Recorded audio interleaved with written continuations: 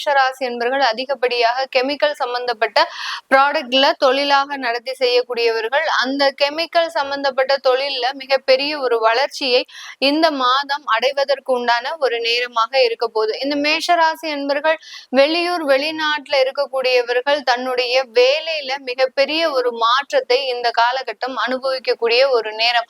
கடந்த காலத்துல வேலை போயிடுமோ அப்படின்ற நிலைமையை தாண்டி இந்த மாதம் பாத்தீங்கன்னா அந்த வேலையில ஒரு ஸ்திரத்தன்மையோட இருக்கிறதுக்கு உண்டான ஒரு நேரம். இந்த மேஷராசி என்பவர்கள் என்ன முடிவு எடுத்தாலும் அதுல ஒரு ஸ்திரத்தன்மையோட ஒரு குழப்பம் இல்லாத ஒரு முடிவாக இருக்கும். அதுல வெற்றியும் இருக்கலாம், தோல்வியும் இருக்கலாம்.